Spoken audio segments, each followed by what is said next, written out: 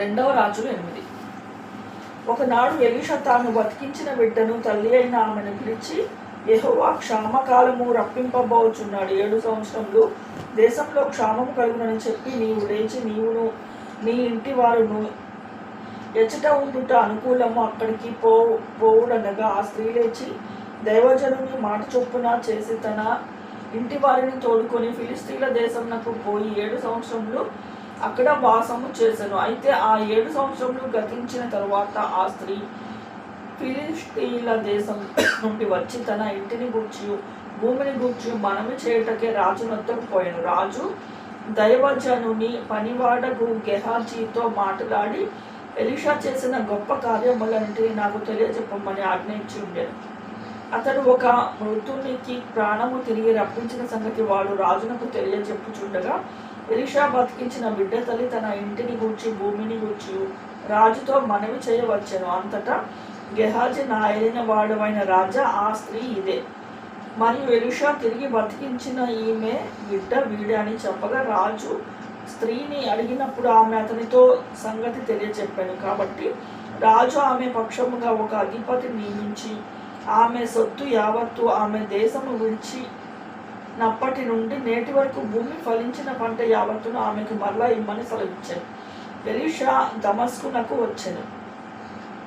ఆ కాలంలో సిరియా రాజైన బెన్హదదు రోగి అయి ఉండి దైవజనుడైన అతడు ఇక్కడికి వచ్చి ఉన్నాడని తెలుసుకొని హజాయేలును పిలిచి, నీవు ఒక కానుకను చేత పట్టుకొని దైవజనుడైన అతని ఎదుర్కొని పోయి ఈ రోగము పోయి నేను బాగుపడుతున్నా లేదా అని అతని ద్వారా యెహోవా యొద్ద విచారణ చేయమని ఆజ్ఞ ఇచ్చి పంపాను. కాబట్టి హజాయేలు దమస్కులో ఉన్న మంచి వస్తువులన్నిటిలో 40 ఒంటెల మోతంత కానుక తీసుకొని అతనిని ఎదుర్కొనబోయి అతని ముందర నిలిచి, నీ కుమారుడను సిరియా రాజున బెన్హదదు నాకు కలిగిన రోగము పోయి నేను బాగుపడుతున్నా లేదా అని నిన్నడుగుటకు నన్ను పంపెనని చెప్పాను.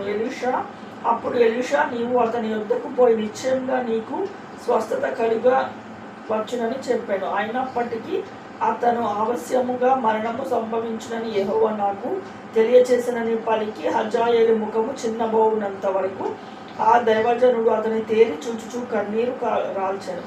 హజాయేలు, నా ఏలినవాడిన నీవు కన్నీరు ఏమని అతనిని అడుగగా ఎలీషా ఇలాగూ ప్రత్యుత్తరం ఇచ్చాను, ఇజ్రాయేలీ వారి గట్టి స్థలమునకు నీవు కాల్చివేయుదు, వారి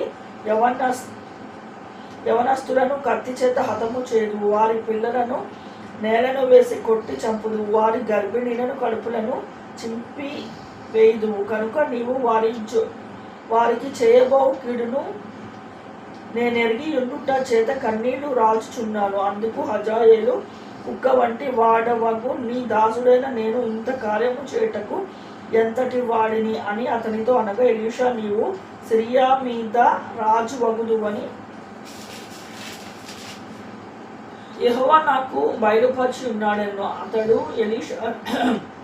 ఎలీషాను విడిచి వెళ్ళి తన యజమానుని యొద్దకు రాగా అతడు, ఎలీషా నీతో చెప్పినదేమని అడుగగా అతడు, నిజంగా నీవు బాగుపడదవని అతడు చెప్పునేను. అయితే మరునాడు హజాయేలు ముదుగు బట్ట తీసుకుని నీటిలో ముంచి రాజు ముఖం మీద పరిచగా అతడు చచ్చెను. అప్పుడు హజాయేలు అతనికి మారుగా రాజేను. ఆహాబు కుమారుడకు ఇజ్రాయేలు వారికి రాజునైన యెహోరాము ఏలుబడిలో 5వ సంవత్సరమున యెహోషాపాతు యూదా రాజై ఉండగా యూదా రాజైన యెహోషాపాతు కుమారుడైన యెహోరాము ఏలన ఆరంభించిన. అతడు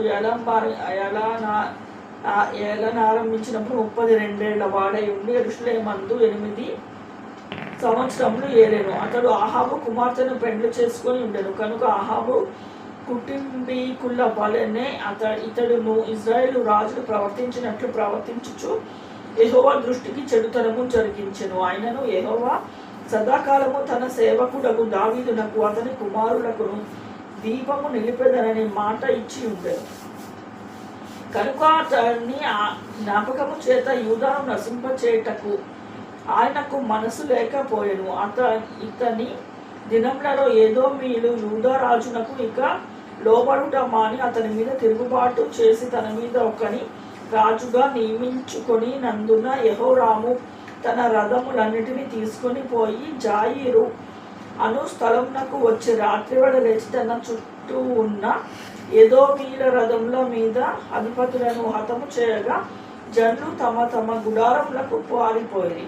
అయితే నేటి వరకును ఎదోమీయులు తిరుగుబాటు చేసి యూదా వారికి లోబడకయ్యే ఉన్నారు. మరియు ఆ సమయమందు లిబ్నా పట్టణమును తిరగబడెను. యెహోరాము చేసిన ఇతర కార్యములను గూర్చి అతడు చేసిన దానిని అంతటిని గూర్చి యూదా రాజుల వృత్తాంతముల గ్రంథమని రాయబడి ఉన్నది. యెహోరాము తన పితరులలో కూడా నిద్రించి తన పితరుల సమాధిలో దావీదుపురమందు పాతిపెట్టబడెను. అతని కుమారుడైన అహజ్యా అతనికి మారుగా రాజైను. అహాబు కుమారుడకు ఇజ్రాయేలు రాజైన యెహోరాము ఏలుబడిలో 12వ సంవత్సరమందు యూదా రాజైన యెహోరాము కుమారుడైన అహజ్యా ఏలనారంభించి ఏలనారంభించినప్పుడు 22 ఏళ్ల వాడే యెరూషలేములో 1 సంవత్సరము ఏలెను. అతని తల్లి పేరు అతల్య. ఆమె ఇజ్రాయేలు రాజైన ఒమ్రీ కుమార్తె. అతడు అహాబు కుటుంబీకుల ప్రవర్తనను అనుసరించుచు వారి వలన యెహోవా దృష్టికి చెడుతనము జరిగించెను. అతడు అహాబు ఇంటి వారికి అల్లుడు. అతడు అహాబు కుమారుడైన యెహోరాము కూడా రామోత్ గిలాదునందు సిరియా రాజైన హజాయేలులో యుద్ధము చేయబయలుదేరగా సిరియనులు యెహోరామును గాయపరిచారు. రాజైన యెహోరాము సిరియా రాజైన హజాయేలుతో రామాలో యుద్ధము చేసినప్పుడు సిరియనుల వలన తాను పొందిన గాయములను బాగు చేసుకున్నట్టుగా యెజ్రెయేలు ఊరికి తిరిగి రాగా యూదా రాజైన యెహోరాము కుమారుడైన అహజ్యా అహాబు కుమారుడైన యెహోరాము రోగి ఆయనని తెలుసుకుని అతన్ని దర్శించుటకై యెజ్రెయేలు ఊరికి వచ్చాను.